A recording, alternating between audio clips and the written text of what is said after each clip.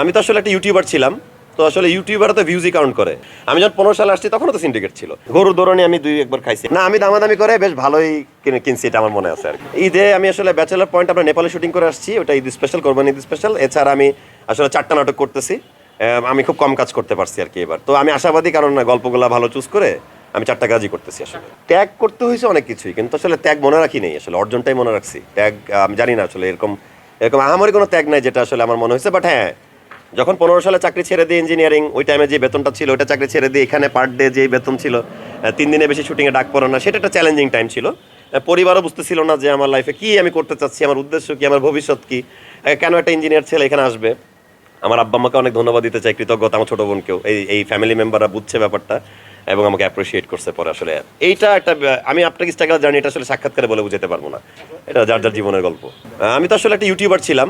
তো আসলে ইউটিউবার তো ভিউজই কাউন্ট করে। তো আমি ভিউজ, ছোটো মানুষ ছিলাম যখন শুরু করছি তখন ভিউজই দেখতাম।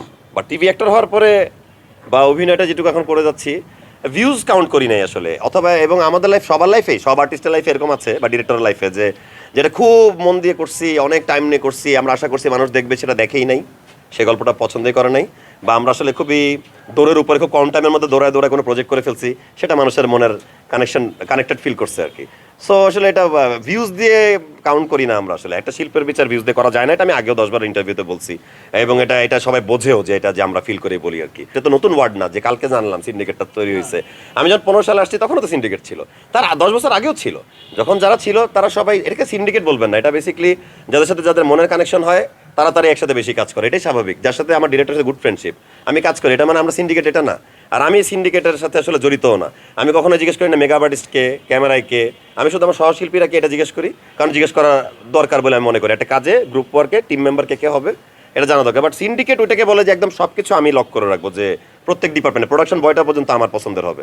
আমি 4 নাটক যে করতেছি, 4 নাটকে সবাই 4 জন, ক্যামেরাও, সিনেমাটোগ্রাফারও 4 জন, মেকআপ আর্টিস্টও 4 জন, প্রোডাকশন বয়রাও সবাই সবাই আলাদা আলাদা। সো আমি সবার সাথে কাজ করতে চাই যেন সবার সাথে রিজিক শেয়ার করা যায়। কোরবানি ঈদ একটা আনন্দের জিনিস ছিল। যখন আমরা ছোট ছিলাম, আমরা দাদি বাড়িতে যশোরে সবাই ঈদ করতাম, সবাই একসাথে, মানে নামাজ পড়তে যাওয়া থেকে শুরু করে কোরবানির যে বিষয়টা, একসাথে খাওয়া দাওয়া করা, একসাথে আনন্দ আড্ডা দেওয়া, সেই জিনিসটা তো হারাই গেছে। আমরা তো দিন শেষে সবাই নিউক্লিয়ার হয়ে গেছি ঢাকায়, যার যার বাসায় এখন কোরবানি হয়।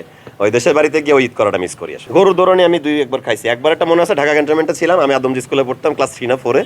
তো আমি লাল পাঞ্জাবি পরা ছিলাম, একটা গরু আসলে জবাই করার মানে দেওয়ার আগে উঠে গেছিল।